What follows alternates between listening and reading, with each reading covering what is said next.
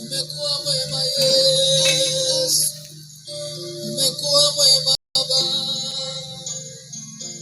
Stahili Bwana kuabudiwa Yesu. Ni nani mwingine aliye kama wewe Bwana? Asante kwa ibada hii ya maabudu Bwana. Ninaalika Roho yako Mtakatifu katikati yetu Bwana. Hatuwezi lolote bila wewe. Mimi siwezi lolote bila wewe. Fundisha akili yangu kukuabudu ipasavyo wewe. Fundisha moyo wangu kukuabudu wewe Yesu. Fundisha mawazo yangu kukuelekea wewe. Ninakuabudu mfalme wa amani. Hakuna mwingine kama wewe Jehova. Wastahili kuabudiwa Bwana. Wastahili kupewa sifa. Wewe ni Mungu na hakuna kama wewe. Pokea utukufu Bwana. Pokea sifa zote. Ibada zangu ni zako wewe Bwana. Umeinuliwa Bwana. Umetukuka zaidi ya yote. Wewe ndiwe Bwana. Asante kwa jina la Yesu Kristo. Na wakaribisha wote tunapokuwa tunaanza kongamano hili la siku 5 na muda ule ambao Kristo atatupatia kwa ajili ya kutumia vyema. Naamini ya kwamba kwa hizi siku 5 kuna mahali ambapo Mungu ataweka mtu yule ambao tutakuwa pamoja kiroho, kwa sababu toba hii tunatubu kwa ajili ya nafsi zetu katika familia zenye tumezaliwa, na pia kwa ajili ya visasi vile vyetu wala ambao tunawaleta katika dunia. Kwa hivyo toba, wakati Nanawi ilipomtenda Mungu dhambi na Mungu akazungumza na mtumishi wake Yona. Yona hayukuwa rais aende Nanawi, bali ni nguvu za Mungu zilimbeba na kumpeleka. Na tukaona Yona alipokanyaga katika mji ule walitii. Maandiko yanasema kwamba katika Yona mlango wa 3 mstari wa 3 ukisoma mpaka 8, maandiko yanasema kwamba waliposikia sauti ya Yona wakafaa mavazi za magunia, watu wote paka na rais wa nchi, kutubu kwa ajili ya nchi ya Nanawi ilikuwa imefikia wakati mgumu. Kwa hivyo ndipo fursa hii naichukua kuitumia kwa ajili ya kuleta zile roho ambazo zitanyenyekea na kumwamini Kristo usiku huu, siku ya kwanza kwa ajili ya kumngojea Kristo katika maisha yao. Mtanisaidia tu kutap screen ili tusiangushwe. Live hii inakuanga na nguvu sana, sio kama ile yenye imefungwa kamera. Hii tukienda kidogo naona wanatufuruta, wanatuweka chini. Kwa hivyo nanisaidia tu kutap screen kiasi ili live ikuwe na nguvu, na pia kushare live ili tuone Mungu atatufikisha wapi na kazi yake ifanyike. Kwa hivyo ni toba siku ya kwanza. Mwanadamu usipotubu na kumrudia Kristo ni ngumu sana vile Mungu anaweza kawa karibu na wewe. Sababu sasa hizi tunatazama kama kizazi hiki ni kizazi kile ambacho kinaishi katika udhaifu, kinaishi katika maarifa na hekima ya duniani. Ni kizazi ambacho kinaishi katika hekima ya dunia isiyompendeza Kristo. Lakini kama tumekubaliana kwamba tunakuja mbele za Mungu katika njia ya toba, kunyenyekea mbele za Mungu usiku wa leo, kumwambia Bwana, mimi nimefika wakati ninatamani unisamehe dhambi za mababu, dhambi za shosho, dhambi za wazazi, yani utaje zote. Kuna msamaha katika njia ya kutubu. Kuna msamaha katika njia ya kutubu. Unapotubu katika uhaki na kumulilia Mungu katika uhaki, kuna msamaha. Tusipo maanisha mbele za Mungu, wapendwa, katika wokovu, ninaona leo katika hii dunia sauti ya Bwana ikanena pamoja nami tarehe 30 mwezi huu wa 4 ambao tumekamilisha. Kizazi hiki hasira ya Bwana inakuja kuwaka kama wakati wa Nuhu. Tusiponyenyekea kama watakatifu, tulie mbele za Mungu, tutubu mbele za Mungu, tuambie Mungu sisi ni wenye dhambi, sisi ni wachafu, sisi hatustahili hata machoni pako. Tusiponyenyekea mbele za Mungu, hakika itakuwa ni wakati mgumu sana mwanadamu kumjua Yesu au kumwona Yesu au Yesu kwa upande wako.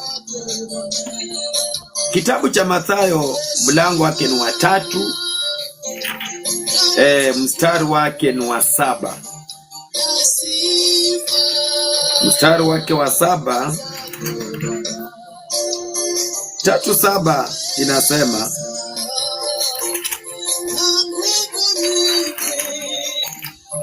tunajiandaa kwa ajili ya Oktoba na kwa ajili ya kumrudia Kristo katika maisha yetu. 7 inasema,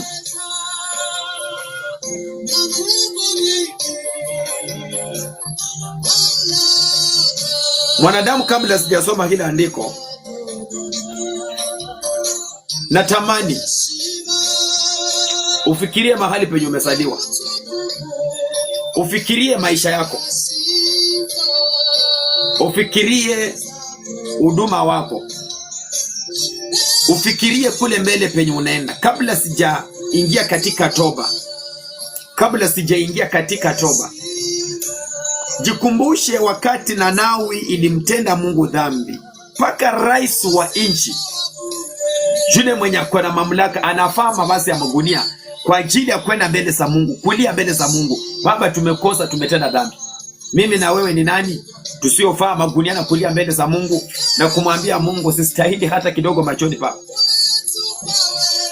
Wakati ambao kanisa tunastahili tumtafute Mungu, tunajazwa na hekima duniani, tunajazwa na maarifa duniani, tunajazwa na maswali ya duniani. Tusiponyenyekea na kutii na kufata sauti ya Mungu, itakuwa namna gani? Wakati sauti inaponena ya kwamba tubuni, tubuni, tubuni, tubuni, people don't want to listen. Umejazwa na hekima duniani, maswali ya duniani isiyo kusaidia na kukupeleka mahali popote. Tusiponyenyekea mbele za Mungu na kumwambia Mungu sisi ni wenye dhambi, tumacha usingizi kwa sababu ya kumtafuta Mungu, kwa sababu ya kumlilia Mungu, kwa sababu ya kunyenyekea mbele zake. Na wakati ambao mwanadamu uwezo ukamtafuta Kristo na kumlilia Kristo katika roho yako, alafu nasema kwamba mtumishi, mimi niko na shida, niombee. Kazi yako unataka uombewe, lakini hauko tayari kufuata sheria ya Mungu, hauko tayari kusimama katika njia ya Kristo. Hata Yesu pia alikuwa anatendea miujiza wale wenye waamini na wenye wamependa neno lake. Hauko tu anafanya miujiza holela. Na ndipo ilifika wakati hata Yesu mwenyewe akachukia miujiza, kwa sababu wale watu wanaokuja hivi kwa ajili ya miujiza hawana haja na neno la Yesu, wako na haja na miujiza, na baada ya miujiza wanaenda. Itakuwa nini wakati tunasema kwamba tumeokoka lakini dhambi bado imetawala roho zetu? Dhambi bado imetawala wokovu ambao tunajifunia kwamba tumeokoka. Hatuna msimamo tena wa kuonyesha kwamba tunastahili tulie mbele za Mungu na kunyenyekea usiku wa leo, wakati wengine wanalala, wachao wameinua madhabahu zao, waganga wameinua madhabahu zao, madhabahu yale ambao umezaliwa wameinua madhabahu zao kwa ajili ya kuhangaisha jina lako na maisha yako, kutafuta Mungu kivyako, kumlilia Mungu mahali penye uko hapo, kimwambia Mungu unaonaje maisha yangu, kumwambia Mungu unaonaje maisha yangu, kule peni naenda itakuwa namna gani? Unaonaje maisha yangu? Mimi sitaweza na sitafaulu, lakini natamani tu wewe tu ndio utanisaidia peke yako. Wewe tu utakaye niokoa katika hili janga. Mstari wa 3:8 inasema, basi zaeni matunda yanayopasa toba Powerful message. Basi zaeni matunda inayopasa toba. Tunapoomba, tunaomba maombi ya tamaa. Ati Yesu nikumbuke. Hata kukumbuka namna gani? Wakati uko gizani ni ngumu jinsi vile Mungu anaweza kukukumbuka. Wakati uko gizani ni ngumu vile Mungu anaweza kukuona. Wakati uko gizani ni vigumu vile Mungu anaweza kujibu maombi yako. Wakorintho wa kwanza 14 mstari wa 10, andiko linasema, yamkini kuna sauti nyingi duniani na kila sauti iko na maana yake. Unaona, kuna sauti nyingi katika dunia, lakini kila sauti iko na maana yake. Je, sauti yako inaweza ikawa na maana gani mbele za Kristo Yesu? Sauti yako inaweza ikawa na maana gani mbele za Mungu wa Israeli? Wakati ambao tunajaribu kumtafuta Mungu katika roho zetu, kumlilia Mungu katika roho zetu, kumlilia Mungu kila wakati na kila saa, ili Mungu apate kutuokoa na kutupigania katika anga zetu. Tunabaki katika ulimwengu ni kushindana, lakini mateso yamejaa ndani mwetu. Mateso yamejaa katika maisha yetu. Wapi ambao tutaenda?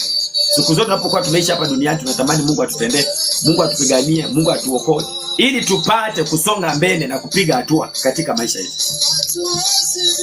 Maombi, wakati unapoenda mbele za Mungu, unaenda kumtafuta Mungu. Usiende kumtafuta Mungu ati kwa sababu tu ibada imefika, wacha twende tuombe. Si utaomba ni utachoka, ni utabackslide tena, utaanguka wokovu, utaacha wokovu. Kuomba utaomba, lakini ni njia gani ambayo utaitumia kwa ajili ya kutubu ili Kristo arudishe nguvu zile za kwanza ndani mwako, ili Mungu akutumie? Tunalemewa vitu vingine kwa sababu kanisa kutoomba. Tunalemewa vitu vingine kwa sababu kanisa kutotii. Tunalemewa vitu vingine kwa sababu ya udhaifu ambao tumeruhusu umeingia katikati ya mili zetu. Tumeruhusu sisi wenyewe, na wakati tumeruhusu udhaifu katika mili zetu, hata tuombe namna gani kupata majibu ni ngumu. Basi wakati ambao unapoenda mbele za Mungu kwa ajili ya kutubu. Kwa hivyo natamani wakati naendelea kuzungumza hivi, maana nafundisha kwa ajili ya toba, mnitapie tu screen tufikisha around, hata kama tukiwa na taps kama ukiguza screen yako tuwe na taps kama 5000. Hata tukiingia kwenye prayer, maombi ya toba, maana maombi haya najua utakuwa unaomba umetulia sehemu moja, usingizi inaweza kukuchukua tena, utaamuka kwa sababu hii toba tunamaliza saa 10. Kwa hivyo natamani tu nisaidie kwa kutap tu screen ili tusiangushwe. Nikiingia katika anga ya toba, kuanza kuingia kwa toba sasa, hatutakuwa tunagusa screen na tunatap screen. Itakuwa sasa ni mtu kukutana na Kristo, ni mtu kufungua moyo wake, ni mtu kumlilia Mungu wa Israeli. Kwa hivyo kuomba, kila mtu anaomba, kila mtu anafunga. Kuna watu wanakesha, wala wasio wenye wameokoka, si watu wote. Na kwa nini tunaomba lakini hatupati majibu? Kwa nini tunaombewa mpaka tunatoa hata sadaka kanisani, tunatoa sadaka kwa watumishi, lakini hatupati majibu? Why?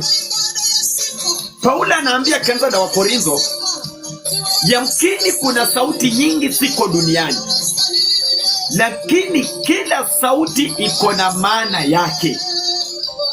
Sauti yako inaweza ikawa ni maana gani katika maombi yako? Huenda maombi yenye mwanadamu anaomba ni maombi ya tamaa.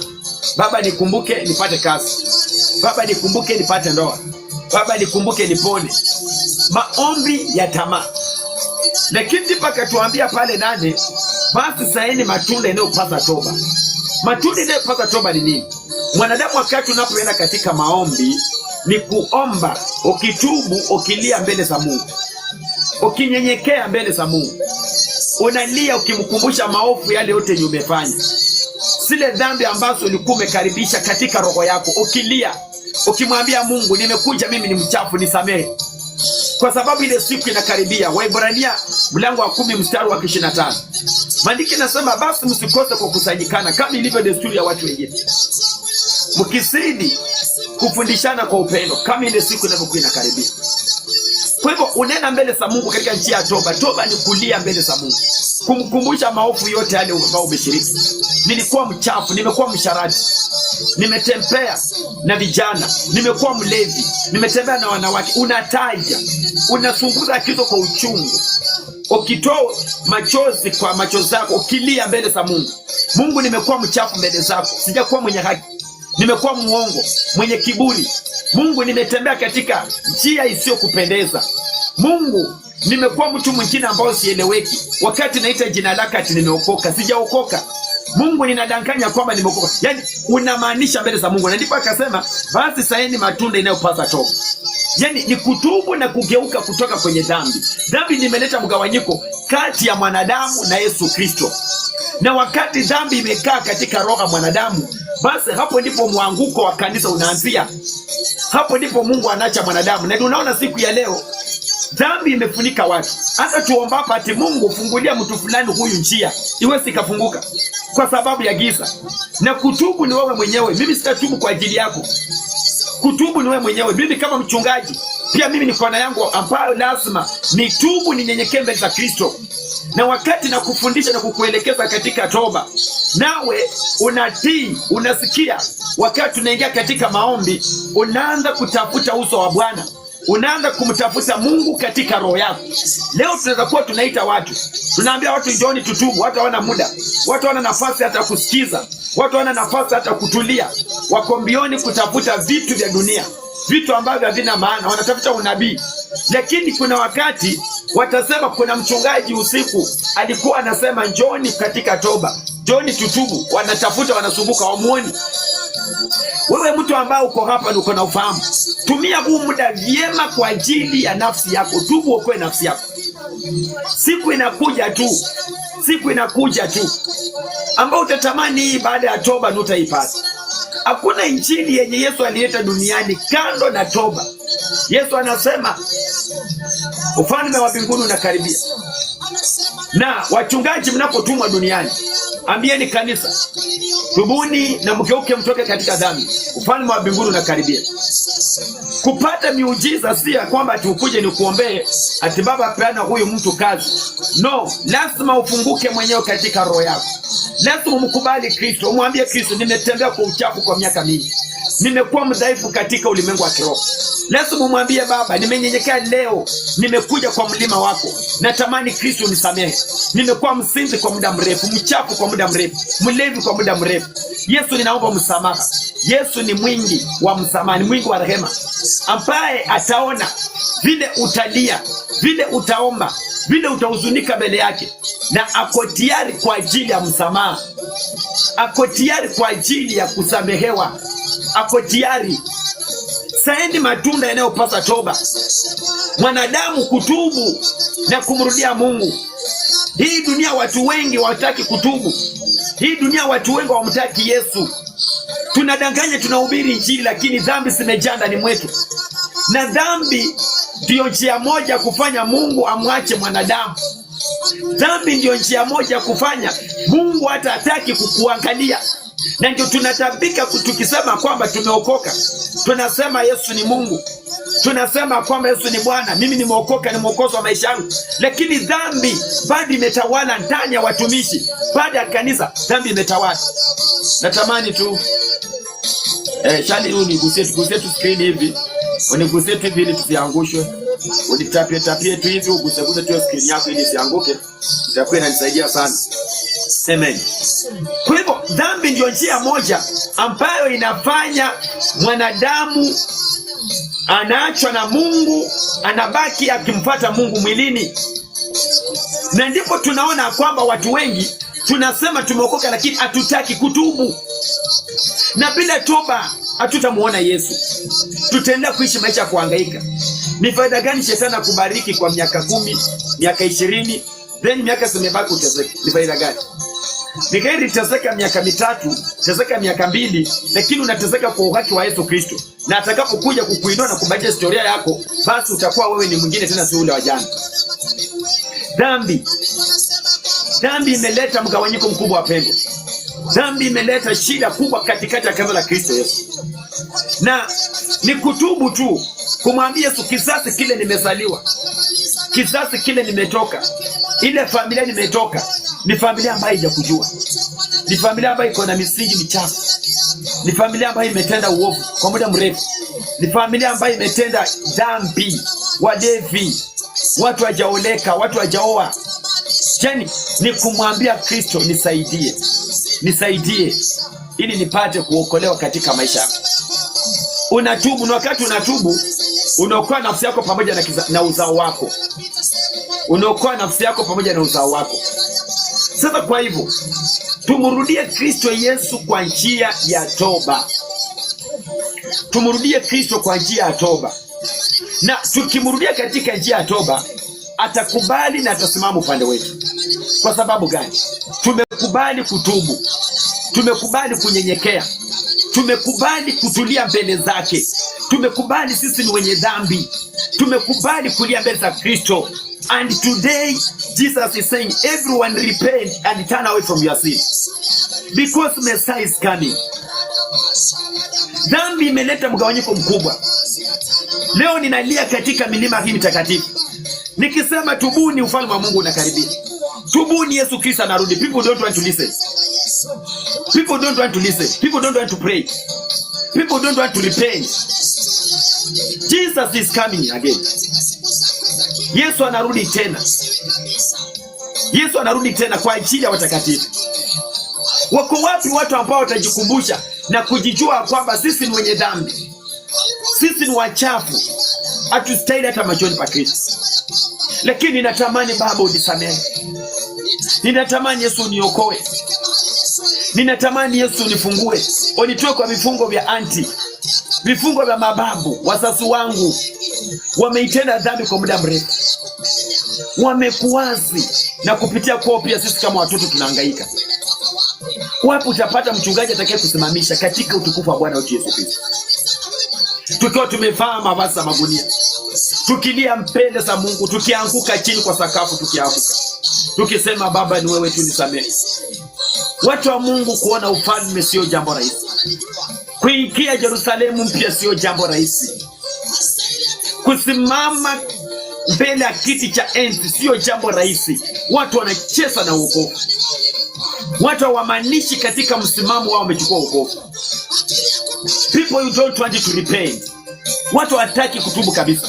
Wanataka miujiza. Kuna roho duniani imeingia kwa wanadamu, hawataki toba. Kwani mnakataa ufalme wa milele wasiwasi? Kwani mnakataa uzima? Mnatetea kazi zenyu, lakini hamtetei maisha yanayokuja. Mnatetea maisha ya duniani, hamtetei maisha yanayokuja. Hamna wakati wa kutetea, hamna wakati wa kutetea. Lakini kama nitapata mtu mmoja au watu wawili watakao sema mimi nataka kumrudia Kristo, ninatubu kwa ajili ya nafsi yangu, kwa ajili ya watoto wangu, kwa ajili ya mume wangu, mke wangu, ninatubu ile siku kabla haijakaribia, maana Mwokozi anarudi.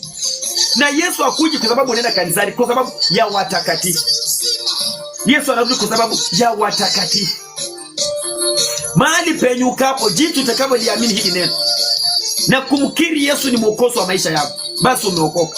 Endelea kujitunza kwa utakatifu. Kaa mbali na dhambi. Wachungaji wamekaa katika dhambi, washirika wa kanisa limekaa katika dhambi. Leo ukweli wa Yesu Kristo uko wapi? Injili ya kina Paulo walikuwa wanahubiri iko wapi? Wakina Petro wanakamatwa, wanatupwa magerezani, wanauawa vifo vichungu kwa ajili ya ukweli ulio ndani ya Kristo. Ndipo Yohana asema katika Yohana mlango wa 8:32, na tena mtafahamu kweli, na hiyo kweli itaweka huru. Leo ukweli umepotea katika nyumba ya Mungu. Ukweli umepotea kwa watu wanaosema kwamba wameokoka, hawamtaki Yesu. Watu wanataka miujiza, watu wanataka unabii. Unabii uko katika hili neno. Watu watakao kubali hili neno. Unabii uko katika hili neno. Watu watakao mkubali kumrudia Yesu katika nyakati za mwisho. Wakati ambao usiku huu ninalia katika huu mlima nikisema kujeni tutubu, tuokoe nafsi zetu, tuokoe maisha yetu, tupate kuingia katika Yerusalemu mpya, tupate kumwona Yesu mwisho wa maisha yetu. Wakati ungali uko duniani, Mungu apate kuaibisha maadui zako, asiwaue, wakuwe, waone jinsi vile anakulinda na kukuinua. Bila toba tutampendeza Kristo Yesu. Hata kama utasema kwamba Baba nikumbuke nipate kazi, lakini umekaa ndani ya dhambi, hakuna vile kazi unaweza ukaipata, mtu wa Mungu. Ni lazima ukubali kutubu na kufungua roho yako. Ukubali kumulilia Kristo usiku wa leo. Wakati Mungu amenipatia siku 5 kuanzia saa 6:30 usiku mpaka saa 10, na kuja kwa ajili ya roho yako, na kuja kwa ajili ya kukwambia kweli, na kuja kwa ajili ya kukwambia tubu, maana Mwokozi anarudi kwa ajili ya watakatifu. Yesu anarudi kwa ajili ya watakatifu. Leo tazama wokovu wa leo uko katika makanisa. Angalia msimamo ambao uko katika makanisa. Angalia nchi zinzi vile zinatezeka, vile watu wanahangaika, hakuna kazi, maisha imekuwa ni magumu, mateso, magonjwa, vifo, accident kila wakati. Wanadamu hawaoni hilo, na bado Bwana anasema kwamba mwisho wa dunia anaenda kuleta ghadhabu kama iliyokuwako katika wakati wa Nuhu. Sasa njooni tuungane, tumlilie Bwana, tutubu mbele za Kristo tukisema, Baba nimekuja, mimi ni mchafu, mimi sistahili hata machoni pako Yesu, sifanye hata kidogo, Mungu wangu, sifanye hata kidogo. Ninatamani Kristo nisafishe, unisamehe dhambi na makosa. Hata kuenda babu yako ndiye alikuwa mwenye dhambi, babu yako alikuwa na mizimu, babu yako alikuwa na masanamu, alikuwa ni mganga. Wanamwambia Yesu, hiyo damu mimi siitaki. Na unapokiri katika kinywa chako, kuna nguvu ya damu ya Yesu inasafisha hizo dhambi, na unabaki kuwa mtakatifu. Sasa watu wengi wanateswa kwa ajili ya dhambi za wazazi wao walifanya, dhambi za mababu walifanya, anti walifanya, nyanya zao walifanya. Leo mnateseka, hakuna ndoa, hakuna uzima, hakuna kazi, maisha ni mateso, na sisi tunabaki tunasumbuka, tunatafuta miujiza, tunatafuta pasa niombe. Njia ni kutubu na kugeuka kutoka kwenye dhambi na kukaa kwa utakatifu, maana Mwokozi analitazama kanisa lake takatifu. Mwokozi anatazama watakatifu tu, anawatunza na kuwapigania. Waebrania mlango wa 10:38, wenye haki wangu wataishi kwa imani. Lakini wanapoanza kusitasita, Roho wa Mungu ana furaha ndani mwangu. Ndani mwao, kama Roho atakosa furaha ndani mwako, nini kitakupata? 39 kasema, lakini sisi hatuko miongoni mwa wanaositasita, tuko katika miongoni ya hao ambao wamesimama. Very powerful. Mateso imepata kanisa siku ya leo. Mateso imepata mtu mwenye anasema Yesu ni Bwana, maana anataja Yesu lakini afati sheria ya Yesu vile inatakikana, amfati Yesu vile inatakikana, anampapasa Yesu. Na ndipo Bwana akamwambia Isaya 29:13, watu hao kuniheshimu kwa midomo, lakini ndani mwao mimi siko. Wamejaza mafundisho yao kwa vichwa vyao, hawanitaki mimi Bwana. Wanataka miujiza, wanataka uongo, lakini mimi Yesu Kristo hawanitaki. Watu wa Mungu, mwisho utakapofika na usema kwamba nilisikia sauti ya toba nikakataa kutubu, nikakataa kusikiliza, nimrudie Mungu. Maisha yale ambayo tumewekewa baada ya haya ni muhimu sana kuliko haya duniani. Lakini shetani ameleta kiburi kwa watu, shetani ameleta udhaifu kwa watu, kwa ajili watu wakose kuwa na bidii na kumfuata Kristo ili mwisho wapate kuingia. Mwisho unakaribia, watu wa Mungu. Fanyeni waamuzi, tumfuate Yesu Kristo. Tubuni na mkageuke katika dhambi. Muondoke kwenye dhambi. Dhambi inaua. Heri mauti ya kwanza, lakini mauti ya pili itakapokupata kutupwa katika ziwa la moto ni uchungu. Mahali penye uko pale umemwamini Yesu namna gani? Na vile umemwamini Kristo Yesu, hapo ndipo unachukulia hatua ya imani. Tunataka kwenda mbele za Mungu kwa 1 hour, ni saa 7 dakika 7. Muda wa risali moja, saa 8 dakika 7 nitakuwa narudi katika mafunzo ya pili. Tena nikifundisha, tena nichukua 1 hour turudi kwa toba. Na kama utatubu na mimi hapa siku 5 zenye Bwana amenipea, ambao hii ni siku ya kwanza, unaenda kuwa na ushuhuda mkubwa kwa maisha yako kwa jina la Yesu Kristo. Nimeacha usingizi kwa ajili niokoe hata tu roho moja, jinsi vile Bwana amenitumia. Kwa nini asinipatie mchana? Ananipea usiku huu, enda ukaokoe kanisa langu. Enda ukaliokoe kanisa langu. Wakati watu wa Freemason wako madhabahuni kwao wanaroga, wachao kwa madhabahu zao, mizimu zinanena, sisi tunasema ni Wakristo tumelala kwa malazi yetu. Tutashinda vita namna gani? Kutafuta ufalme wa mbinguni sio kitu rahisi. Lazima tujitoe, tunyenyekee. Lazima tumlilie Mungu. Tumwambie Mungu, sitaweza bila wewe. Safari imekuwa ni ngumu, lakini najua nikiwa na wewe mimi ni mshindi. Wakati ambao tumefika ni wakati wa kumwambia tu Kristo, mimi ni mchafu na mimi siwezi bila wewe, siwezi bila wewe, lakini natamani tu nisamehe. Enda tu mbele za Mungu kwa njia ya toba, ukimlilia, ukimwambia tu Baba, sitaweza bila wewe. Safari imekuwa ni ngumu. Wanadamu wamenidharau kwa sababu gani? Maana umeishi ndani ya dhambi na ujui kama dhambi linakutesa. Dhambi ya mababu, jikatanishe. Dhambi ya maanti, jikatanishe. Kataa kila falme, madhabahu za kwenyu, kataa. Majibu yetu tunapata kupitia kwa toba. Mathayo 7, Mathayo mlango wa 3 mstari wa 8. Basi saini matunda yanayopasa toba. Mtu anatubu na kuacha dhambi, anatubu na anakaa kwa utakatifu. Heri ule mtu atakayesikia hii sauti na kutii, maana matunda yapo, matunda yapo. Chukua nafasi hiyo, mtu wa Mungu, kwa ajili ya kuongea na Kristo na kumwambia Bwana, sitaweza bila wewe. Hatuwezi lolote bila wewe. Mimi siwezi lolote bila wewe. Fundisha akili yangu kukuabudu ipasavyo wewe. Fundisha moyo wangu kukuabudu wewe Yesu. Fundisha mawazo yangu kukuelekea wewe. Ninakuabudu mfalme wa amani. Hakuna mwingine kama wewe Jehova. Wastahili kuabudiwa Bwana. Wastahili kupewa sifa. Wewe ni Mungu na hakuna kama wewe. Umekuwa mwaminifu Bwana Yesu. Utukufu Bwana. Pokea sifa zote. Ibada zangu zako wewe Bwana. Umeinuliwa Bwana. Umetukuka zaidi ya yote. Wewe ndiwe Bwana.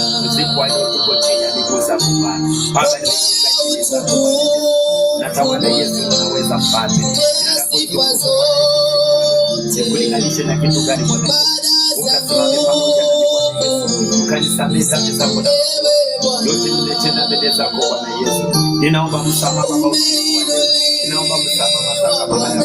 Ninaomba msamaha usiku wa leo. Nimekuwa Baba mchafu machoni pako. Sijakuwa mwenye haki mbele zako Baba. Na kuhitaji nikijua mambo naweza. Baba, simama pamoja na kanisa lako. Yesu, nisamehe usiku wa leo Bwana Yesu. Na kuhitaji nikijua kwamba ni msaada. Hakuna mwingine kama Mungu wa Israeli. Na kuhitaji nikijua kwamba ni msaada. Wewe ni tegemeo langu Mungu wa Israeli. Nimekuwa mwenye mawazo machafu. Nimekuwa mwenye mbele zako. Hakuna mwingine kama wewe. Ukasimame pamoja nami. Ukanisamehe makosa. Ukanisamehe mawazo. Ukanisamehe katika matendo yangu Baba. Hakuna mwingine kama wewe. Ukaniongoza na kunitawala. Ukanitetea na kunipigania. Hakuna mwingine kama wewe Bwana. Nahitaji kuona mkono wako. Ukasimame pamoja nami. Ukanitawala nikijua kwamba hakuna mwingine kama wewe Baba yangu. Na kuhitaji nikijua hakuna mwingine kama wewe. Simama Yesu, ukatawala. Ukaguse kila mmoja. Ukaguse kila mmoja.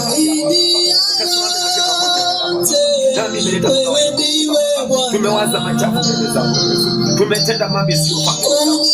Na kuhitaji usiku wa leo. Ukasimame pamoja nami.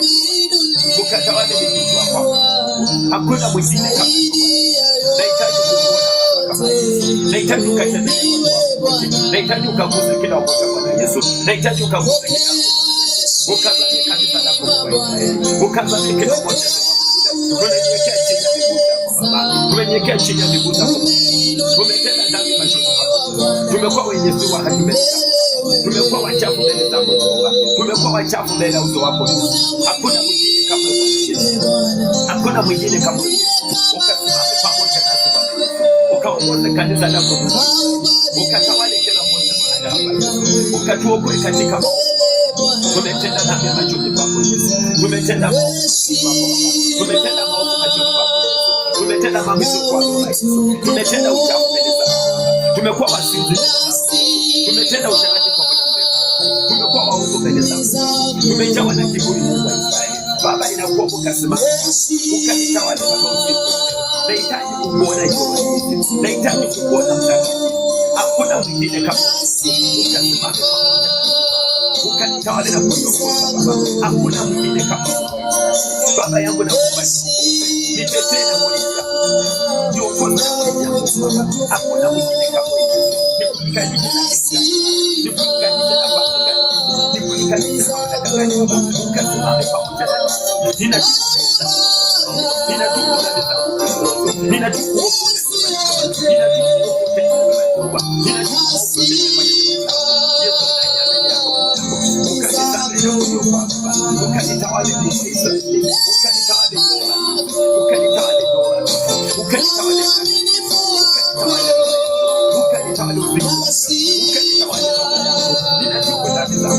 Ninakuomba.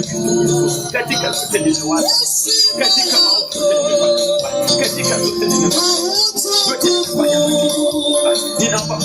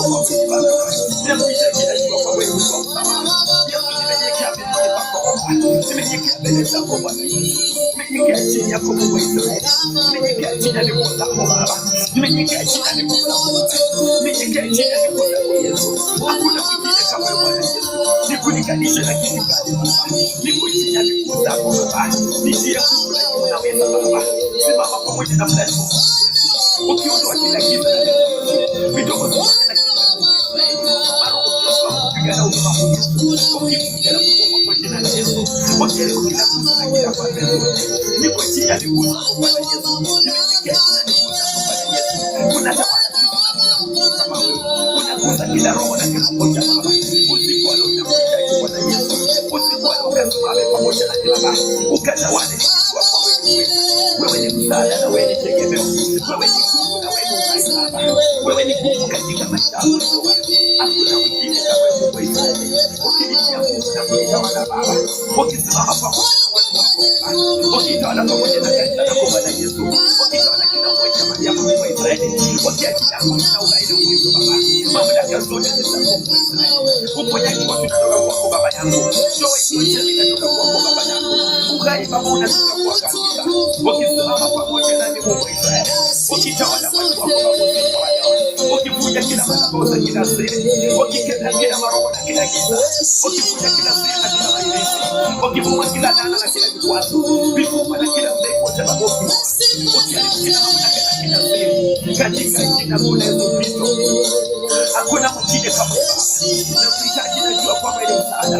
Nakuhitaji, najua kwamba ni kimbilio. Nakuhitaji, najua ni tegemeo. Nakuhitaji, najua ni msaada. Hakuna mwingine kama Bwana Yesu. Unastahili sifa na heshima Baba. Nakuhitaji Baba. Nimejikaa miguuni pako Baba. Nimejikaa chini ya uwezo wako Baba. Hakuna mwingine kama Baba yangu. Nimejiganisha na kisa Baba yangu. Nipo chini ya miguu yako Baba yangu. Ninajia kwa ajili ya maisha yako Baba yangu. Najia kwa ajili ya ndoa yangu Baba yangu. Najia kwa ajili ya mke wangu Baba yangu. Najia kwa ajili ya watoto wangu Baba yangu. Usiniache Mungu wangu wa Israeli. Ukikatakata kila madhabahu, ukikatakata kila giza Baba, ukikatakata kila laana Baba, vifungo na kila siri Baba, ukivunja zote Mungu wa Israeli, ukikemea kila madhabahu zote Baba, ukikemea kila siri zote Baba, laana na vifungo vya kila Baba, falme na kila madhabahu Yesu Kristo, ukivunja na kufua zote Baba, ukiharibu kila siri na kila falme Baba. Hakuna mwingine kama Mungu wa Israeli. Unatosha, unatawala Bwana Yesu, unaweza na kuna mwingine kama wewe. Unastahili sifa na heshima Bwana Yesu. Nikulinganishe na pande gani Baba? Nikulinganishe na kitu gani Bwana? Nikujia nikuko Baba. Ukikemea kila machafu zote Baba, ukikemea kila laana zote Baba, vifungo na kila balaa zote Yesu, laana na kila vifungo zote Baba, ukivunja na kuharibu zote Baba, ukikata kila vita kila falme, mamlaka zote za giza Bwana Yesu, ukivunja na kuharibu zote. Hakuna mwingine kama wewe Bwana Yesu. Niko chini ya ulinzi wako Bwana Yesu. Unatawala, inajua kuna kama wewe. Unaweza, inajua kuna kama wewe. Niko chini ya miguu zako Bwana Yesu. Nimekuwa mwenye taarifa muda mrefu Yesu. Nimekuwa mwenye kiburi kwa muda mrefu Jehova. Yesu, ninaomba usimame tena mimi. Ukinisamehe, ukinisafisha Bwana Yesu. Uniita na kunichagua Bwana Yesu. Usiniache Baba yangu nimekuwa Yesu. Usiniache Baba yangu akisimama. Nitakuwa hivi kwa maisha yangu Baba. Ninakuita Yesu kasimame pamoja nami. Ukisimama pamoja na mtu Bwana Yesu. Ukitia nguvu na kupigania Jehova. Ukivunja kila vifungo na kila nyanja. Pamoja na mtoto wangu mbele za Baba yangu. Na kuleta mkononi mwako Mungu wa Israeli. Ukisimame Kristo na kupiga kila madhabahu. Kila siku nakumbuka Mungu wa Israeli. Na jambo za Mungu wa Israeli. Ukivunja na kuponya wanisi. Ukivunja na kuwaleta wanisi. Ukikata kila falme na kila nguvu. Kila mamlaka na kila madhabahu. Ukivunja katika jina la Yesu. Ukivunja madhabahu za mababu. Ukivunja madhabahu za watoto. Ukivunja madhabahu za wananchi. Ukivunja madhabahu za wajomba. Ukivunja madhabahu za wazazi. Ukivunja madhabahu za familia. Katika jina la Yesu Kristo. Baba nakuita na wewe ni mwema katika maisha yangu. Unatawala kitu Yesu tena. Unakuza kila mmoja Bwana Yesu. Unasimama pamoja na kanisa lako. Unasimama pamoja na watu wako. Hakuna mwingine kama wewe Baba yangu. Unastahili sifa na heshima Bwana. Wacha nikuinue Yesu. Wacha nikuabudu baraka kama haya. Wacha nikuinue usiku wa leo Bwana. Unashangaza ulimwengu Jehova. Unashangaza mataifa Jehova. Jina lako linatisha Bwana Yesu. Jina lako liko na mamlaka Yesu. Jina lako liko na uwezo Bwana Yesu. Jina lako liko na nguvu Bwana Yesu. Unastahili sifa na heshima Bwana. Ukasimame na kuongoza Baba. Ukatawale usiku wa leo Bwana Yesu. Unatisha unastahili Bwana Yesu. Ukasimame pamoja na kanisa lako. Hakuna mwingine kama Mungu wa Israeli. Nikulinganishe na kitu gani Baba? Nikulinganishe na pande gani Baba? Nikulinganishe na pande gani Yesu? Nikulinganishe na pande gani Kristo? Ninakuita Mungu wangu wa Israeli. Usiku wa leo usinyamaze Bwana Yesu. Usiku wa leo ukatawale tena Baba. Usiku wa Yesu. wakati wachafu wameinuka Bwana Yesu kupiga giza na maroho baharini, wakati wamesimama Mungu, hakuna mwingine kama Bwana Yesu.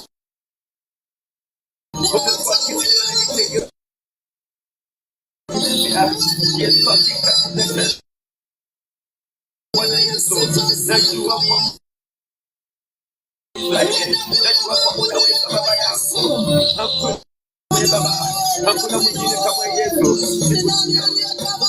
Nikulinganishe na kitu gani Baba? Nikulinganishe na pande gani Baba? Ukasimame kitu, ukasimame Baba, ukanitie nguvu, ukasimame Baba, ukanitie mkono, ukasimame Baba, ukanitetee, ukasimame Baba, ukanitakase, ukasimame Baba, usinyamaze. Sitaweza bila wewe Bwana Yesu. Nikulinganishe na kitu gani Baba? Ukasimame pamoja nami Yesu, ukasimame na msaada Baba, na kuhitaji nikijua kwa wewe msaada.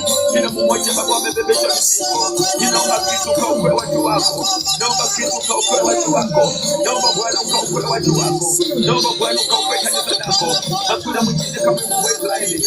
Najua kwamba unastahili sifa na heshima, utukufu wote ni wako tu Mungu wa Israeli. Usiku wa leo usinyamaze Bwana Yesu, unastahili sifa na heshima Baba, unastahili kuheshimiwa tu Bwana Yesu. Nikulinganishe na falme gani Baba? Nikulinganishe na falme gani Mesia?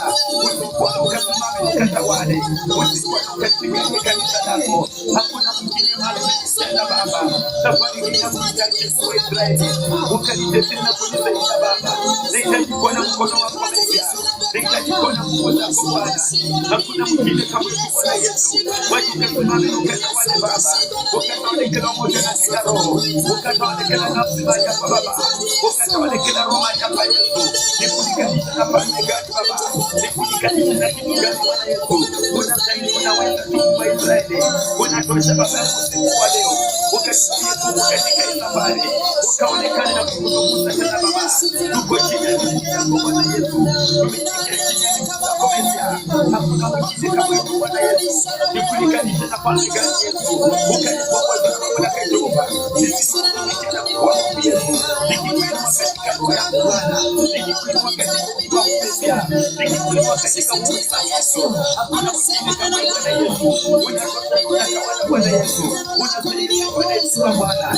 Ukasimame pamoja na Yesu, ukasimame pamoja na Kristo, ukatawale tena Baba, ukatawale tena Bwana Yesu, ukatawale tena kila mmoja Baba.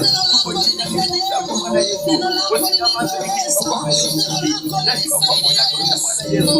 Ukanitie katika ukulima, ukatawale kila mmoja Bwana Yesu, ukiondoa mizigo kwa watu wako Baba, ukiondoa mizigo kwa watu wako Mesia, ukiondoa mizigo kwa watu wako Bwana Yesu. Madhabahu ambazo zinazunguka Baba, madhabahu ambazo zinawatawala Yesu, madhabahu ambazo zinawatawala Yesu, madhabahu ambazo zinawapiga Yesu, ninakataa kwa jina la Yesu Kristo. Wakipita kila Baba, wakipita kila laana zote, ufalme na mamlaka zote ni zako, nguvu zote ni zako Bwana Yesu. Unaweza na hakuna mwingine kama wewe. Wacheni kuabudu Bwana Yesu, wacheni kuabudu Mungu wa Israeli, wacheni kuabudu Jehova Nisi, wacheni kuabudu usiku wa leo Mesia. Hakuna mwingine kama Yesu. Nikulinganishe na falme gani Baba? Nikulinganishe na kitu gani Bwana? Nikulinganishe na falme gani Kristo? Unaweza na hakuna mwingine kama wewe. Wacheni kuabudu Baba usiku wa leo, wacheni kuinua katika ukulima Baba, wacheni kutumikia Baba usiku wa leo. Ukasimame pamoja na watu wako Bwana, ukaonekane juu ya maisha ya baba yako. Usinyamaze usiwawache Baba. Najua amesimama na anazunguka mahali hapa, anatesa roho yako na kutoka kwa majaribu, lakini nakuita Bwana Yesu ukasimame nasi. Hakuna mwingine kama wewe Bwana Yesu. Nikulinganishe na kitu gani Baba? Nahitaji kuona tu Bwana Yesu, ukasimame pamoja nasi Baba, ukasimame pamoja nasi Baba, ukazidi kunisamehe na kunisafisha, ukiniondoa katika uovu Bwana Yesu, ukinitetea na kunisaidia Bwana Yesu. Hakuna mwingine kama usiku wa leo. Nahitaji kuona mkono wako Bwana Yesu, ukatawale kanisa lako Bwana Yesu, ukatawale pamoja na watu wako Baba. Hakuna mwingine kama wewe Bwana Yesu. Nikulinganishe na falme gani Baba? Nikulinganishe na kitu gani Baba? Nikulinganishe na falme gani Bwana? Nakuhitaji ukasimame pamoja nami, ukinitetea na kuniinua Bwana Yesu, ukinitenga na nguvu zako Bwana Yesu, ukifunga kila miatamo na kila siri Baba, ukifunga kila laana na kila vita Bwana Bwana Yesu. Ukiinua kila madhabahu na kila misukumo Baba, hakuna mwingine kama wetu Bwana Yesu. Nahitaji kuona mkono wako Baba, nahitaji kuona nguvu zako Bwana Yesu, ukatawale ukaonekane juu ya maisha yetu, ukitawala kila moja na kila roho Baba. Najua kwamba kuna mwingine kama Yesu, neno lako linazungumza Baba, ukitawala maisha ya Mungu wa Israeli, ukitawala kila moja tusiba wa Yuda, ukitawala kila roho mahali hapa Jehova, tuko chini ya miguu zako Bwana Yesu. Unaweza na kuna mwingine kama wewe, unastahili Bwana Yesu na utukufu. Nikulinganisha na falme gani Baba? Nikulinganisha na kitu gani Bwana Yesu? Niko chini ya miguu zako tu Mfalme, niko chini ya miguu zako tu Baba yangu, niko chini ya uso wako tu Mungu wa Israeli. Usiniache Baba yangu, simama nami. Usiku leo ukatawale madhabahu ya Baba, ukatawale mlima huu Mungu wa Israeli. Usinyamaze nikijua kwamba wewe ni mshindi, usinyamaze nikijua kwamba wewe ni mtakatifu. Hakuna mwingine kama wewe Bwana Yesu. Nakuita nikijua kwamba wewe ni msaada, nakuita nikijua kwamba wewe ni msaada. Hakuna mwingine kama wewe Bwana Yesu. Wacha nikaone mkono wako Mungu wa Israeli. Usiku leo usinyamaze Baba yangu, unaponisikia nguvu na kuniongoza Baba, ukinitawala nikijua kwamba wewe ni mweza Baba, ukinitawala nikijua kwamba wewe ni kimbilio. Na neno lako hakika Yesu najua ni wewe, nguvu zetu hakika Yesu najua kwamba ni wewe. Ukasimame pamoja nasi Bwana Yesu, ukazidi kuona mkono wako Bwana Yesu, ukazidi kutawala nikijua ni msaada.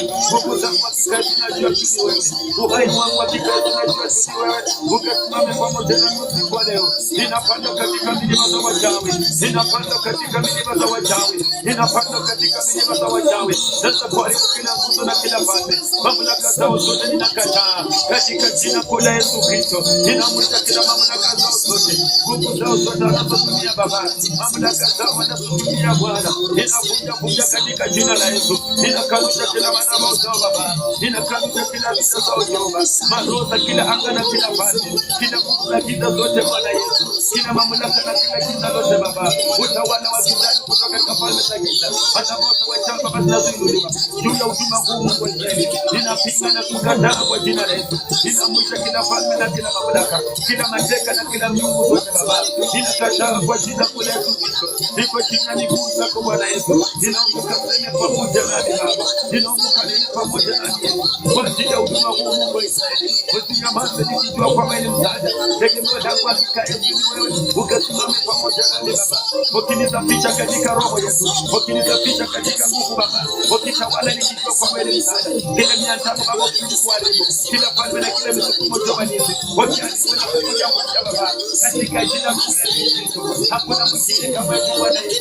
Nakungoja katika mlima huu Yesu, nakungoja katika nafasi Bwana Yesu, nakungoja katika nafasi Baba yangu, nakungoja katika nafasi Yesu. Hakuna mwingine kama wewe Bwana Yesu. Nikulinganisha na kitu gani Baba? Nikulinganisha na falme gani? Nikulinganisha na kitu gani Bwana? Nikulinganisha na mamlaka gani Kristo? Unaweza na kuna mwingine kama wewe. Unastahili sifa na heshima Bwana Yesu. Wacha kuabudu usiku wa leo, wacha kuabudu kama haya, wacha kuabudu siku ya leo.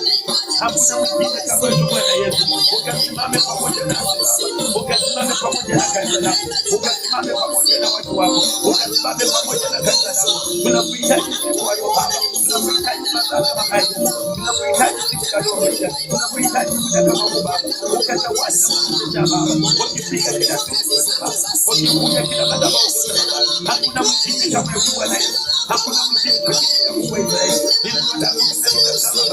Jina lako likitia Mungu wa Israeli, ukinitia nguvu na kunisimamisha, ukinitawala nikijua kwamba wewe ni msaada, ukinitawala nikijua kwamba wewe ni tegemeo, ukisimama pamoja nami tena, ukisimama na kanisa lako Bwana Yesu, ukiachilia nguvu za uponyaji Baba yangu, ukiachilia nguvu za uponyaji Baba yangu, ukiachilia nguvu za msamaha Baba yangu, ukiachilia nguvu ya toba Baba yangu. Tumetenda maovu machoni pako Baba, tumepungukiwa na utukufu wako Yesu, tumetenda dhambi mbele zako Yesu, tumepungukiwa na utukufu wako Yesu. Ninakuomba msamaha usiku wa leo, niko chini ya miguu zako Baba, ukasema muombeeni Mungu siku zote bila kukata tamaa. Katika Luka 18 Baba yangu, usinyamaze Mungu wangu wa Israeli, niko chini ya miguu zako Baba, nenda pamoja nami Bwana Yesu, ukinitawala na kunisaidia Baba, nguvu ya ushindi katika maombi, nguvu ya ushindi katika maombi.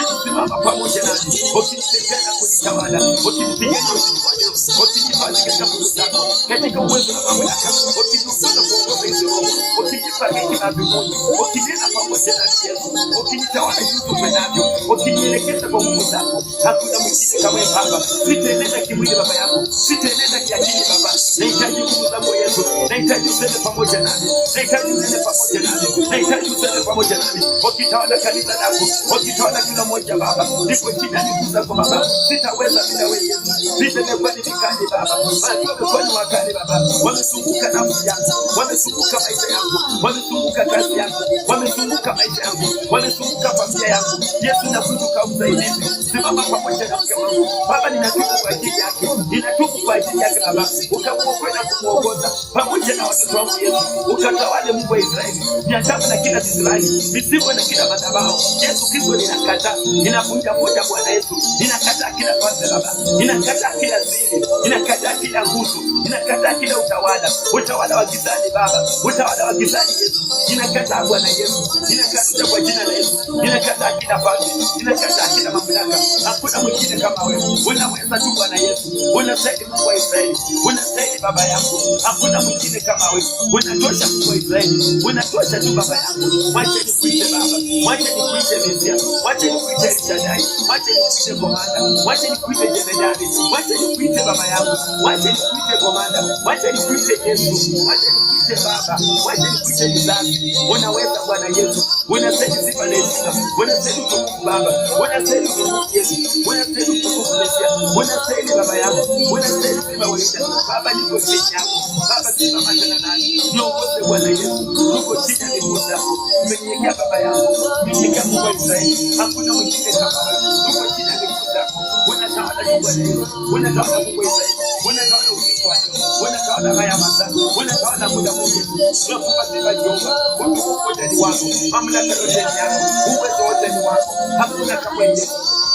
Wanatosha Bwana Yesu, twende wapi Mungu wa Israeli, ili tupate kuokolewa, twende wapi Jehova Yesu, ili tupate kuokolewa, kata na kuokoa, na kuhitaji Bwana Yesu, na kuhitaji Mungu wa Israeli, wasinyamaze Baba, wasinyamaze Mesia, wasinyamaze Elshadai, wakifuta kila giza, kila makosa, kila laana, wakikata zote Baba, wakifuta kila giza, katika jina la Yesu, wakikata kila madhabahu, katika jina la Yesu, wakifuta kila siri, katika jina la Yesu. Baba yangu nakuita, ukasimame tena Yesu, ukatawale tena Baba, ukatawale tena Mesia, usiku wa leo Bwana, usinyamaze Bwana Yesu, najua kwako na Yesu, najua kwako na Yesu, najua kwako na Yesu, simama pamoja nasi, tuelekeze Bwana Yesu, nitawale Mungu wa Israeli, nitawale Jehova Yesu, nitawale usiku wa leo, tawala Bwana Yesu, tawale usiku wa leo Mesia, nahitaji kukuona Yesu, ukifuja kila giza, ukifuja kila laana, ukifuja kila mitego, ukikamisha Bwana Yesu, ukiharibu kila falme, ukiharibu kila mamlaka, kila utawala wa giza, kila utawala na laana zote, ukifuja Bwana Yesu, ukiharibu Kristo Yesu, ukiharibu Kristo Yesu, ukikamisha kila madhabahu, ukifuja kila vita Baba, kila madhabahu yanayozunguka maisha yangu Bwana Yesu, na nacha mkononi mwako, ukatawale Bwana Yesu, niko chini ya ulinzi wako, niko chini ya nguvu zako, hakuna mwingine kama wewe Baba. Simama tena, hakika tuongoze tu Bwana Yesu, nahitaji kukuona Mesia, katika kanisa lako Yesu, katika imani yangu Baba, katika nyumba yangu Yesu, usinyamaze Bwana Yesu, niko chini ya miguu zako, nimenyenyekea tu Bwana Yesu, najua kwamba unatosha, najua kwamba unastahili, hakuna mwingine kama wewe, unastahili Bwana Yesu, unastahili Mungu wa Israeli, unastahili Jehova Yesu, unastahili Baba yangu, unastahili mfalme wa amani, unastahili mtakatifu, unastahili Yesu Kristo. Nikulinganishe na kitu gani Baba? Simama na kazi lako Baba, simama na watu wako Baba, simama na kazi lako, usinyamaze Bwana Yesu, katika mizigo wamebebeshwa, katika mateso Baba, katika vita Baba yangu, katika masumbuko ya maisha Baba yangu, simama pamoja nao, watetee tu Bwana Yesu, watetee katika hali zote, wapiganie Bwana Yesu, watetee na jio naweza, hakuna mwingine kama wewe. Jina lako tukuzwe Baba, jina lako liinuliwe Yesu, jina lako lipewe sifa, hakika hakuna kama wewe Baba yangu, unastahili Baba yangu, unaweza Baba yangu, unatosha, hakuna mwingine kama wewe. Watu kasimame tena, ukatuokoe Bwana Yesu, ukatupiganie Mesia, jina lako liinuliwe Baba, jina lako tukuzwe Mesia, hakuna mwingine kama wewe. Wacha tuone mkono wako, ukasimame pamoja nasi, ukatawale Bwana Yesu, ukatawale kila roho, ukatawale kila mmoja, wacha tukuone Mesia, hakuna mwingine kama wewe. Ukasimame Bwana, ukasimame Mesia, ukanyenyekea mbele zako, nimenyenyekea mbele zako, nimesimama mbele zako, wewe ndio mwenye ushindi, wewe ndio mwenye uwezo, wewe ndio mwenye msamaha. Yesu, ninakuita, usinyamaze Bwana, usinyamaze Mesia, niko chini yako Baba, ukatawale tena Yesu, ukatawale ukatawale tena Mesia, ukatawale tena Baba, ukatawale tena Kristo, ukatawale tena Baba. Hakuna mwingine kama wewe Baba, niko chini yako, usinyamaze Baba, tuko chini yako Baba, tuko chini yako Mesia, tuko chini yako Kristo, tuko chini yako Kristo, tuko chini yako Baba. Okoa nafsi yangu Baba, okoa kanisa lako Yesu, okoa watu wako Baba, okoa watu wako Mesia, okoa watu wako Yesu. Ondoa kila udhaifu Baba, ondoa kila laana zote, ondoa kila vita Baba juu ya maisha yao Yesu, ukifunja kila madai, uking'oa kila vita Baba, uking'oa kila laana Yesu, uking'oa kila vita Baba. Hakuna mwingine kama wewe. Nimekungoja Baba yangu, niko chini ya ulinzi wako, niko chini ya nguvu zako. Unatawala Bwana Yesu, unatawala Mesia.